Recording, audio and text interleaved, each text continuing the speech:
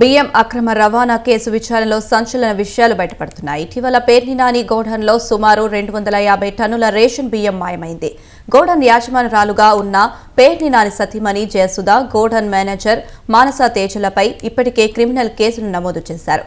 Godown నుంచి నేరుగా కాకినాడ పోర్టుకు, అక్కడ నుండి ఇతర దేశాలకు అక్రమ రవాణా చేశారని పోలీసుల విచారణలో తేలింది. కేసు నుంచి తప్పించుకునే మాజీ మంత్రి పేర్ని నాని ప్రయత్నిస్తున్నట్లు తెలుస్తుంది. తాజాగా ఏటూ మానస తేజ ద్వారా హైకోర్టులో క్వాష్ పిటిషన్ దాఖలు చేయించారు పేర్ని నాని. గత వారం రోజులుగా పేర్ని నాని కుటుంబం పరారీలో ఉంది.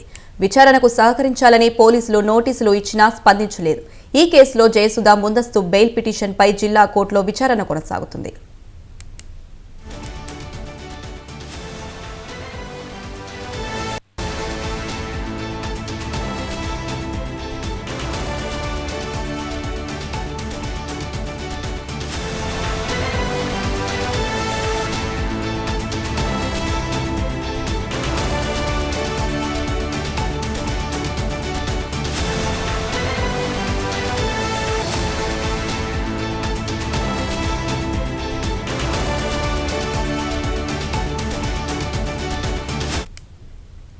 బియ్యం అక్రమ రవాణా కేసు విచారణలో సంచలన విషయాలు బయటపడుతున్నాయి. ఇటీవల పేర్ని నాని గోడన్లో సుమారు 250 టన్నుల రేషన్ బియ్యం మాయమైంది. గోడన్ యజమానురాలుగా ఉన్న పేర్ని నాని సతీమణి జయసుధ, గోడన్ మేనేజర్ మానస తేజలపై ఇప్పటికే క్రిమినల్ కేసు నమోదు చేశారు.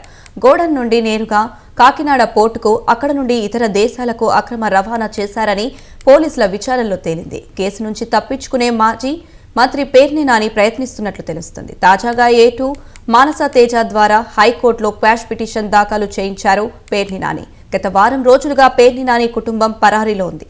విచారణకు సహకరించాలని పోలీసులు నోటీసులు ఇచ్చినా స్పందించలేదు. ఈ కేసులో జయసుధ ముందస్తు బెయిల్ పిటిషన్పై జిల్లా కోర్టులో విచారణ కొనసాగుతుంది.